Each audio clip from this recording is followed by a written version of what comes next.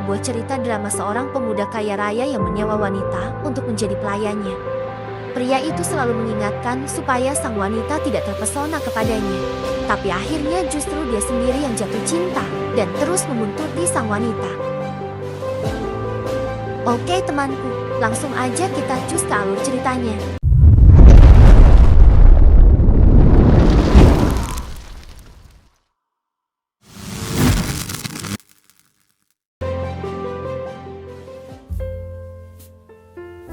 Seorang wanita bernama Su Jingjing akan menemui pria yang ia cintai. Supaya lebih mempesona, Jingjing kemudian memakai lipstik di depan sebuah kaca mobil. Ternyata, di dalamnya berisi seorang laki-laki yang mau keluar. Tapi terhalang oleh Jingjing. Akhirnya mobil itu langsung bergerak maju. Seorang laki-laki kemudian muncul. Dia adalah Gurong, pewaris tunggal perusahaan keluarganya. Setelah Gurong keluar dari mobil, beberapa wanita yang sedang berlari tidak sengaja menyenggolnya, sehingga ia terjatuh ke arah Jingjing. Awalnya semua baik-baik saja, tapi kejadian itu membuat benang pakaian Jingjing menyangkut di tubuh Gurong, yang membuatnya berteriak-teriak. Gurong mengabaikan Jingjing dan terus berjalan. Karena tidak peduli, Jingjing kemudian mengejar Gurong sambil marah-marah. Sudah seperti itu, Gurong tetap tidak peduli. Karena pakaiannya rusak, Jingjing jadi malu menemui pujaan hatinya. Ia pun memilih bersembunyi. Sebagai gantinya, Jingjing membeli sebuah buku yang baru diterbitkan oleh pujaan hatinya itu. Baru saja suasana hatinya membaik, seseorang tiba-tiba menabrak Jingjing sampai bukunya terjatuh. Jingjing jadi makin kesal saat melihat orang yang menabraknya ternyata adalah Gurong. Tidak lama kemudian, segerombol karyawan datang untuk menangkap Gurong. Para karyawan itu disuruh oleh kakek Gurong sendiri. Alasannya, karena Gurong tidak mau mengurus perusahaan keluarganya.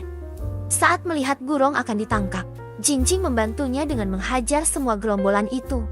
Salah satu dari mereka terluka sampai berdarah. Jingjing yang memiliki fobia darah akhirnya langsung pingsan. Gurong kemudian membawanya ke rumah sakit. Saat tersadar, Jingjing sangat paham melihat tangan Gurong yang sedang menyelimutinya. Ia langsung berteriak sambil memukul ke arah Gurong, tapi yang terkena pukulan itu justru asisten Gurong yang tidak tahu apa-apa. Setelah itu, mereka berpisah. Gurong berdiskusi dengan asistennya mengenai Jingjing, lalu berencana untuk menyewa dia sebagai pengawal, karena menurutnya bela diri Jingjing lumayan mantap. Selain itu, diketahui bahwa Gurong memiliki fobia sentuhan. Tapi anehnya, saat ia memegang Jingjing tidak terjadi apa-apa pada tubuhnya. Keesokan harinya, mereka melakukan perjalanan ke rumah Jingjing. Daerah itu dekat sebuah pasar yang ramai dan berantakan. Kaki Gurong hampir terkena siraman air, ditambah lagi dengan pemandangan jemuran pakaian dalam. Sepanjang jalan, asistennya terus berkata-kata seolah dirinya bijak, sambil memperlihatkan bingkisan. Tapi kenyataannya, saat tiba di rumah Jingjing, mereka berdua langsung diusir. Kebetulan di sana sudah ada anak buah kakek Gurong yang siap menangkapnya. Terpaksa, Gurong pun menyelinap ke rumah Jingjing untuk bersembunyi. Saat itu, Jingjing yang sedang keramas meminta ibunya menyiramkan air. Jingjing mengira kalau Gurong adalah ibunya. Mau tidak mau, Gurong pun membantu Jingjing supaya tidak ketahuan. Setelah selesai keramas, Jingjing terkejut melihat Gurong ada di sana. Sampai akhirnya ia terpleset. Orang tua Jingjing kemudian muncul. Mereka lebih kaget lagi melihat pemandangan di depannya. Jingjing dan ayahnya terus ngata-ngatain Gurong. Ibu Jingjing meminta penjelasan mengapa ia datang ke rumahnya. Gurong berkata terus terang, mau menyewa Jingjing sebagai pengawal pribadi. Ia bersedia membayar mahal, bahkan langsung bayar di muka jika diperlukan. Ayah Jingjing kurang setuju, karena Jingjing seorang perempuan. Gurong tahu kalau orang tua Jingjing mungkin akan khawatir. Ia lalu berkata, tidak masalah jika Gurong sendiri yang pindah ke rumah itu. Jingjing langsung kaget dan meminta ibunya untuk menolak tawaran Gurong. Tapi keluarga Jingjing memang sedang membutuhkan uang. Mereka kemudian membahas perjanjian kontrak. Jingjing terus mempertanyakan hal-hal yang aneh, sedangkan ayahnya sudah bersiap-siap mengeluarkan pedang. Mereka pun akhirnya setuju. Namun ada masalah baru. Semua kartu milik Gurong rupanya diblokir oleh kakeknya. Ia mencoba menelepon asistennya, tapi tidak diangkat juga. Melihat Gurong kebingungan, Jingjing dengan puas mempersilahkan Gurong untuk keluar dari rumahnya. Namun Gurong tidak kehabisan akal. Ia memberikan jam tangannya sebagai jaminan. Harga jam tangan itu sangat mahal. Kelakuan orang tua Jingjing yang norak membuatnya jadi sangat malu. Gurong akhirnya resmi tinggal di rumah Jingjing. Kebetulan saat itu hari sudah malam. Mau tidak mau, Jingjing mulai melayani Gurong. Ia menyiapkan sikat gigi baru. Gurong kebingungan karena odolnya sudah habis. Jingjing lalu menunjukkan rahasia. Menggunakan odol yang hemat, ia menggulung-gulung pasta gigi itu sampai odolnya keluar. Gurong hanya bisa menghela nafas karena baru pertama kali melihat hal seperti itu. Meski begitu, ia tetap mencoba trik yang dilakukan oleh Jingjing. Tapi sayangnya, ia masih belum mahir. Jingjing pun mencoba membantu Gurong. Namun hal itu malah membuat odolnya terpental ke kaca. Ia kemudian mengambil odol itu dan memberikannya pada Gurong. Seketika Gurong langsung kehilangan mood menggosok gigi. Esok harinya, Gurong mengajak Jingjing untuk mengambil sejumlah uang. Tempat itu cukup jauh, sehingga mereka harus naik bus. Gurong terpaksa memakai topeng, supaya tidak dikenali anak buah kakeknya.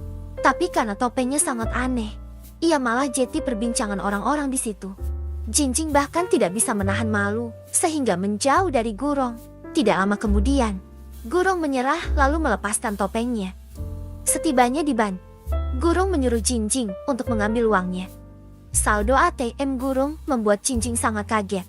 Selama ini ia bersikap jutek karena menganggap Gurong hanya pura-pura kaya. Jingjing yang masih tidak percaya malah berpikir kalau Gurong adalah seorang penjahat. Ia melaporkan hal itu pada orang tuanya seketika. Ayah Jingjing pun langsung murka, sedangkan ibunya tetap berusaha menenangkan mereka. Saat itu Gurong sedang mengobrol dengan teman wanitanya. Jingjing dan ayahnya sudah bersiap-siap memberi pelajaran. Tetapi keduanya saling melempar supaya maju lebih dulu. Secara tidak sengaja, mereka mendengar bahwa Gurong adalah pewaris tunggal perusahaan keluarga Gu. Tongkat untuk memukul Gurong akhirnya terjatuh. Jingjing dan orang tuanya ketahuan sedang mengintip. Ibu Jingjing langsung malu-malu. Sedangkan Jingjing dan ayahnya pura-pura tersenyum karena bingung mau ngapain. Setelah kejadian itu, ayah dan ibu Jingjing semakin baik pada Gurong. Bahkan ayah Jingjing rela mengangkut-ngangkut sofa supaya Gurong semakin nyaman di kamarnya. Hal ini dimanfaatkan Gurong untuk membalas kelakuan Jingjing. Ia mengetuk pintu kamar Jingjing dan terus memanggil namanya dengan alasan perlu air panas. Jingjing yang sudah capek mengangkat barang seharian menolaknya lalu berkata, "Mengapa Gurong repot-repot mengetuk pintu? Padahal ia bisa membuatnya sendiri." Akhirnya Gurong berteriak memanggil ibu Jingjing, sehingga Jingjing mau bergerak. Jingjing kemudian membawakan air panas itu. Saat Gurong meminumnya, ia beralasan terlalu panas. Jingjing kemudian membawa lagi air yang baru. Kali ini Gurong beralasan terlalu dingin. Jingjing pun jadi sangat jengkel. Ia membawa lagi air yang baru, lalu berkata, airnya sudah diukur dengan termometer. Tujuannya supaya Gurong berhenti membuat alasan. Keesokan harinya, pujaan hati Jingjing datang ke rumahnya. Dia bernama Hanran, seorang penulis buku yang sedang naik daun sekaligus senior Jingjing. Tiba-tiba saja perilaku Jingjing berubah total. Ia jadi sangat lembut, sampai-sampai Gurong merasa jijik. Jingjing terlalu asik mengobrol sampai Gurong dicuekin. Tidak terima dengan kelakuan Jingjing kali ini, Gurong memasang speaker dan mic supaya bisa memanggil Jingjing terus-menerus. Kelakuan Gurong membuat Jingjing sangat kesal. Pada hari berikutnya, Gurong akan pergi ke sebuah museum seni. Ia membawa Jingjing untuk menemaninya. Nasib malang menimpa Jingjing. Secara tidak sengaja, ia menghancurkan sebuah patung yang sangat mahal. Pegawai di tempat itu langsung meminta Jingjing bertanggung jawab. Ditambah lagi, orang-orang mulai mengerumuni dia. Jingjing sangat kebingungan, sampai-sampai ia mau menangis. Gurong pun akhirnya menyelesaikan masalah itu dengan membeli patungnya. Setelah kejadian itu, Jingjing melayani Gurong dengan sangat baik karena merasa bersalah. Awalnya Jingjing terharu melihat Gurong yang mau membantunya. Tapi ternyata, semua itu dianggap hutang oleh Gurong. Ia pun tidak jadi terharu dan sifatnya berubah lagi. Gurong kemudian menyuruh Jingjing untuk mengakui kesalahan. sambil merekamnya. Sesampainya di rumah, Burong terus menonton rekaman video itu sambil senyum-senyum. Tanpa ia sadari, dirinya mulai jatuh cinta pada Jingjing. Untuk membayar hutangnya, Jingjing mulai mencari cara untuk mendapatkan uang. Ia menipu Gurong dengan mengatakan kalau wajah Gurong sudah mulai kusam. Tujuannya untuk membawa Gurong ke salon ibunya. Di sana, Jingjing langsung melakukan perawatan untuk wajah Gurong. Ia berkata pada Gurong kalau dirinya beruntung mendapatkan diskon. Padahal harga yang Jingjing berikan jauh lebih mahal dari harga aslinya. Gurong merasa ada yang aneh, lalu menemukan brosur harga yang dibuang Jingjing ke tong sampah. Setelah menyadari dirinya telah ditipu, Gurong memberi pelajaran pada Jingjing di rumahnya. Gurong menyuruh Jingjing untuk memijat tubuhnya. Selain itu, Gurong juga jeti sangat manja dan hanya mau makan jika disuapi oleh Jingjing. Ia sangat puas mengerjai Jingjing. Pada hari berikutnya, Jingjing kembali bertemu dengan Hanrang. Kedekatan mereka berdua membuat Gurong jeti cemburu. Ia pun tidak tinggal diam. Saat Jingjing akan pergi bersama Hanrang, Gurong langsung menyuruhnya membelikan kopi. Jingjing tidak berani menolak, karena Gurong mengancam akan membocorkan masalah hutang sebelumnya. Mereka bertiga akhirnya sampai di rumah Jingjing. Di sana Jingjing dan Hanron terus tertawa, sedangkan Gurong sendiri dicuekin. Karena sudah tidak tahan, Gurong langsung mengungkit masalah patung yang dirusak oleh Jingjing. Hal itu membuat Jingjing ketakutan, sehingga mulai memperhatikan Gurong lebih baik. Jingjing dan Hanran membuat janji untuk pergi jalan-jalan, padahal Gurong tidak diajak. Tapi ia malah ikut-ikutan pergi dan terus membuntuti Jingjing. Berbagai cara dilakukan Gurong untuk mengganggu keduanya. Jingjing berinisiatif untuk mengambil foto selfie dengan Hanran. Tiba-tiba, Gurong berjalan bolak-balik sehingga ia juga ikut berfoto. Jingjing sudah mulai kesal, tapi ia mencoba untuk berfoto lagi. Sesuai tebakan, Gurong mulai beraksi lagi dengan berjalan bolak-balik. Akhirnya Jingjing memutar otaknya. Ia menelepon sahabatnya untuk menemani Gurong supaya tidak mengganggu lagi. Saat itu Jingjing mau naik sepeda dengan Hanran. Tapi sayang, usaha Jingjing gagal lagi karena ternyata baik Gurong maupun sahabatnya sama-sama tidak bisa naik sepeda. Akhirnya Jingjing terpaksa naik sepeda dengan Gurong. Malam harinya Jingjing datang membawa buah-buahan. Tujuannya untuk meminta cuti karena mau berkencan dengan Hanrang. Gurong berkata kalau dirinya sedang membaca buku. Jeti tidak mau mengotori tangannya. Akhirnya Jingjing menawarkan apakah Gurong mau disuapi lagi. Jingjing benar-benar merendahkan harga dirinya. Tapi meski sudah begitu, Gurong selalu saja cari perkara. Ia mempertanyakan apakah tangan Jingjing sudah steril. Hal itu membuat Jingjing sangat jengkel. Demi rencana kencan dengan Hanron, ia harus tetap berpura-pura lembut. Gurong yang sudah tahu maksud kedatangan Jingjing mengizinkan Jingjing untuk pergi. Awalnya Jingjing merasa senang, tapi ekspresinya berubah lagi saat Gurong berkata kalau dirinya juga harus ikut. Mereka bertiga akan memulai perjalanan. Gurong mengingatkan Jingjing kalau dirinya adalah bos, sehingga harus selalu diutamakan. Jingjing pun menjawab dengan nada yang lemas. Gurong yang tidak puas memintanya untuk menjawab lebih tulus lagi. Dalam perjalanan, Gurong melihat Jingjing tertidur dengan pulas. Ia diam-diam mengulurkan tangannya karena tidak tega melihat wajah Jingjing yang terombang-ambing. Mereka bertiga akhirnya sampai di hotel. Kebetulan Hanran ada acara besok pagi. Jingjing pun berinisiatif untuk menyetrika bajunya. Perhatian Jingjing yang berlebihan membuat Gurong cemburu dan kesal saat Jingjing sedang menyetrika baju. Gurong datang ke kamarnya. Akibatnya, Jingjing sampai kelupaan sehingga baju itu malah gosong. Ia sangat panik karena takut membuat Hanran kecewa. Sepanjang hari Jingjing terlihat lesu. Pikirannya terus tertuju pada baju Hanran yang gosong. Di sisi lain, Gurong bisa saja memanfaatkan momen ini untuk memisahkan Jingjing dengan Hanran. Tapi ia tidak melakukannya. Gurong justru menunjukkan kebesaran hatinya dengan membantu Jingjing mengirimkan alamat toko yang bisa memperbaiki baju itu. Bahkan semua biaya perbaikan sudah ditanggung oleh Gurong. Jingjing tidak bisa berkata apa-apa selain mengucapkan terima kasih dengan tulus.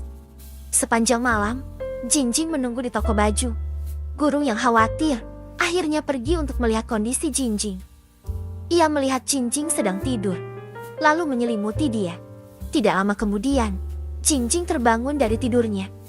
Saat melihat Gurung ada di situ, Jinjing mulai bingung dengan perasaannya. Di satu sisi, Gurung memang selalu membuatnya kesal. Tapi di sisi lain, Gurung juga orang yang selalu ada saat dirinya terpuruk. Keesokan harinya, Hanran mengikuti acara tanda tangan untuk buku yang baru ia terbitkan. Jinjing diam-diam berencana untuk menyatakan cinta. Tidak jauh dari hotel mereka, ada sebuah pulau yang disebut Hussein. Ia pun pergi bersama Gurung ke pulau itu. Sepanjang jalan, Gurung terus menatap ke arah Jinjing, sehingga wanita itu merasa risih. Gurung bertanya, mengapa Jinjing sangat ribet sampai harus membawa koper. Akhirnya, Jinjing terus terang kalau dirinya mau menyatakan cinta. Gurung berpikir kalau hal itu sangat norak. Ia terus mengganggu Jinjing supaya rencananya gagal. Saat itu, Jinjing membawa soda khusus untuk Hanran. Tiba-tiba Gurung malah mengambilnya. Jinjing yang mulai marah mencoba merebutnya lagi. Sayangnya tubuh Jinjing terlalu pendek sehingga ia menyerah. Sesudah itu, Jinjing mencoba mengabaikan Gurung. Tidak lama kemudian, Gurung mulai berulah lagi. Ia sengaja membuka soda itu di dekat koper Jinjing. Akibatnya, foto-foto yang sudah Jinjing siapkan jadi kebasahan. Gurung pun meyakinkan Jinjing kalau hari itu bukan hari yang baik untuk menyatakan cinta. Jinjing kemudian mengatakan kalau Gurung tidak mengerti cinta. Ia hanya pria yang memanfaatkan harta untuk mendekati wanita. Gara-gara hal itu, Gurung malah keceplosan kalau dirinya tidak pernah berpacaran. Alhasil dia sangat malu karena Cincin mulai meledeknya. Anehnya lagi, Cincin tidak sadar diri padahal ia juga tidak pernah berpacaran. Setelah hari sudah mulai sore, Cincin menunggu Hanran untuk menyatakan cintanya. Ia menyusun banyak lilin menjadi sebuah bentuk love. Saat ia berdiri, kakinya malah terpeleset. Untungnya Gurung ada di depannya sehingga ia tidak terjatuh. Perasaan aneh mulai muncul lagi yang membuat Jinjing Jeti salah tingkah. Setelah lama menunggu, Hanran tidak kunjung datang juga. Parahnya lagi, Jinjing sangat sial karena tenda yang ia dirikan ternyata dekat dengan sarang tawon. Ia dan Gurung langsung kabur saat tawon-tawon mulai mengejar mereka. Karena terlalu buru-buru, mereka berdua malah tidak sengaja saling berciuman. Ciuman itu adalah ciuman pertama mereka, baik untuk Gurung maupun Jinjing, karena keduanya sama-sama tidak pernah berpacaran. Awalnya Jinjing mau marah-marah lagi, tapi saat melihat kaki Gurung terluka, Jinjing Jeti merasa kasihan. Sampai malam hari, Hanran masih belum datang juga. Gurung terus menatap ke arah Jinjing sambil bertanya dalam hati, mungkinkah ia benar-benar jatuh cinta pada wanita itu? Mereka berdua akhirnya terpaksa bermalam di sana karena sudah tidak ada kapal yang lewat. Tidak lama kemudian, Jinjing dan Gurung pun langsung ketiduran. Pagi harinya, Jinjing terkejut melihat Gurung berbaring di sampingnya. Rencana Jinjing untuk menyatakan cinta akhirnya gagal, tapi hubungannya dengan Gurung justru semakin dekat. Jinjing yang belum menyadari perasaannya pada Gurung masih terus mengejar-ngejar Handra. Suatu hari, Jinjing mendapat kesempatan untuk menemani Hanran pada sebuah acara. Saat itu, seseorang bertanya pada Hanran, siapa wanita yang ada di sampingnya? Jinjing sangat kecewa karena ternyata selama ini Hanran hanya menganggapnya sebagai keluarga. Gurung yang juga ada di sana tidak membiarkan Jinjing terpuruk. Gurung menemani Jinjing kemanapun ia pergi. Malam itu, Jinjing minum sampai mabuk. Gurung kemudian membawa Jinjing pulang ke rumahnya. Sesampainya di rumah, Jinjing yang mabuk berat tiba-tiba mencium Gurung. Perasaan Gurung pun jadi semakin menggebu-gebu. Sejak hari itu, Gurung bertekad untuk mengejar Jinjing. Ia mulai belajar tentang cinta, supaya bisa mendekati Jinjing. Ketika Gurung mengobrol dengan Jinjing, ia menyadari bahwa wanita itu memiliki keinginan untuk melihat meteor. Secara diam-diam, Gurung menyiapkan sebuah kejutan dengan membawa teropong ke tempat yang akan dikunjungi oleh Jinjing. Setelah lama menunggu, Gurung masih belum melihat ada tanda-tanda kemunculan Jinjing. Seorang wanita tadi kenal mau mendekatinya, tapi Gurung mengabaikan wanita itu. Gurung setia menunggu Jinjing sampai hujan deras mengguyurnya. Sekali lagi, seorang wanita mau mendekatinya. Tapi lagi-lagi, Gurong tetap tidak peduli. Karena sudah tidak tahan, Gurong akhirnya menelepon Jingjing. Ternyata Jingjing sedang asyik ngobrol dengan temannya. Mendengar itu, Gurong langsung emosi, lalu mendatangi Jingjing sambil marah-marah. Jingjing yang tidak tahu apa-apa jadi kebingungan. Tapi saat ia pulang ke rumahnya, Jingjing melihat ada sebuah teropong di sana. Ia akhirnya mengerti kalau Gurong diam-diam mau memberi kejutan. Jingjing terharu dengan perhatian Gurong yang besar. Pada hari berikutnya, Gurong bertemu dengan teman wanitanya. Seperti biasa, Jingjing ikut untuk mengawalnya. Kedekatan Gurong dengan temannya membuat Jingjing jadi cemburu. Ia akhirnya menyadari kalau dirinya juga sudah jatuh cinta pada Gurong. Jingjing kemudian membuka matanya. Ia melihat perubahan besar pada Gurong. Ternyata demi bisa memenangkan hati Jingjing, Gurong berusaha keras membantu banyak orang di lingkungan itu. Semua orang menyapa Jingjing dan ayahnya untuk menyampaikan terima kasih pada Gurong. Bahkan Gurong juga diam-diam membantu ayah Jingjing mempromosikan kelas bela diri yang ia buka. Jingjing tidak berbicara apapun. Ia hanya menatap Gurong dengan wajah yang sedikit malu-malu. Akhirnya Gurong menyatakan cinta pada Jingjing. Hal itu membuat Jingjing sangat galau. Ia jatuh cinta pada Gurong, tapi ia juga merasa tidak pantas untuknya. Gerombolan anak buah kakek Gurong kemudian mendatangi Jingjing. Ia dibawa menghadap kakek Gurong yang memintanya untuk membujuk cucunya itu supaya mau kembali. Jingjing pun meminta maaf karena tidak bisa melakukan itu. Akhirnya, ia malah ditahan sampai mau melakukan perintah kakek Gurong. Terpaksa, Jingjing berkelahi dengan semua anak buah kakek Gurong. Di sisi lain, orang tua Jingjing merasa cemas karena anaknya tidak bisa dihubungi. Gurong sadar kalau semua ini pasti ulah kakeknya. Ia kemudian pergi ke rumah kakeknya itu. Saat melihat Jingjing dikeroyok, Gurong pun tidak tinggal diam. Ia menghentikan mereka semua dengan menyemprotkan air. Tiba-tiba kakek Gurong muncul, lalu berusaha memisahkan Gurong dengan Jingjing. Pada saat itu, di depan kakeknya dan semua orang yang hadir, Gurong menyatakan perasaannya yang tulus pada Jingjing. Setelah mendengar semua itu, Jingjing merasa sangat terharu. Kali ini ia tidak bisa menahan perasaannya lagi. Saat itu juga, Jingjing menerima Gurong menjadi kekasihnya. Dan kisah cinta mereka pun akhirnya dimulai.